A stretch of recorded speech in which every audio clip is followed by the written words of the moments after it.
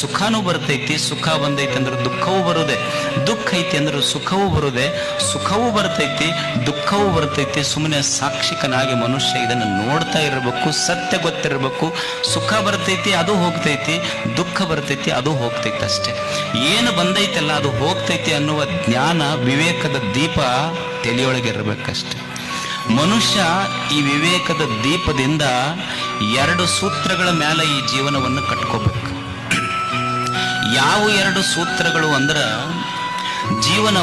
ಜೀವನದಲ್ಲಿ ಮನುಷ್ಯ ಕಲಿಯಬೇಕಾದ 2 ಸೂತ್ರಗಳು ಅಂದ್ರ, ಒಂದು ಸಾವಧಾನ, ಇನ್ನೊಂದು ಸಮಾಧಾನ.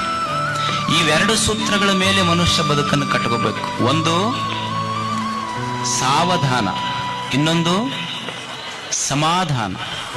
ಸಾವಧಾನ ಅಂದ್ರ ಎಚ್ಚರ ಇರೋದು, ಸಮಾಧಾನ ಅಂದ್ರ ತಣ್ಣಗಿರೋದು. ಸಾವಧಾನ ಅಂದ್ರ ಎಚ್ಚರ ಇರೋದು, ಸಮಾಧಾನ ಅಂದ್ರ ತಣ್ಣಗಿರೋದು. ಎಚ್ಚರ ಇರಬೇಕು ಮನುಷ್ಯ ಅಂತ. ಯಾಕೆ ಎಚ್ಚರ ಇರಬೇಕು ಅಂದ್ರ, ಒಬ್ಬ ಋಷಿ ಹೇಳ್ತಾನೆ, ಬಹಳ ಸುಂದರವಾದ ಮಾತು ಹೇಳ್ತಾನೆ.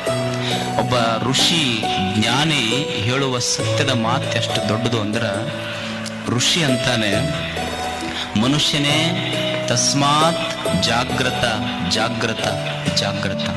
ನೀ ಸ್ವಲ್ಪ ಎಚ್ಚರ ಇರೋಪ್ಪ ಮನುಷ್ಯನೇ.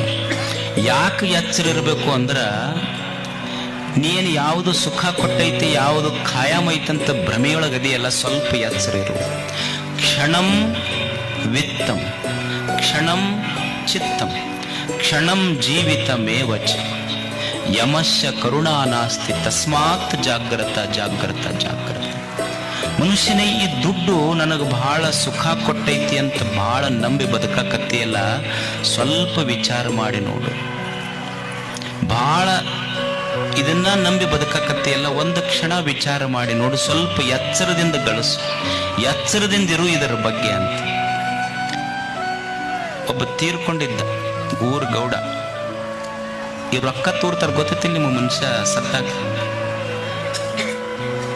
ಊರ್ ಗೌಡ ತೀರ್ಕೊಂಡಿದ್ದ, ದುಡ್ಡು ಹಾರಿಸ್ತಿದ್ರಂತ, ಹಿಂಗ್ ತೂರ್ತಿದ್ರಂತ.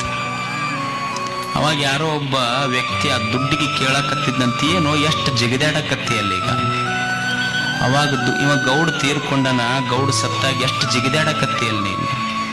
ಅವಾಗ ಅದು ದುಡ್ಡು ಹೇಳ್ತಿತ್ತಂತ ಮನುಷ್ಯ, ಯಾಕೆ ಇಷ್ಟು ಜಿಗಿದಾಡಕತ್ತೀನಿ ಅಂದ್ರ, ಇಷ್ಟು ದಿವಸ ನನಗ ಅವ ತ್ರಿಜಿರೆಗಿಟ್ಟು ಅವ ಜಿಗಿದಾಡ್ತಿದ್ದ, ಈಗ ಅವನ ಒಳಗಿಟ್ಟು ನಾ ಜಿಗಿದಾಡ್ತೀನಿ ಅಂತಂತದ ಅಷ್ಟೆ.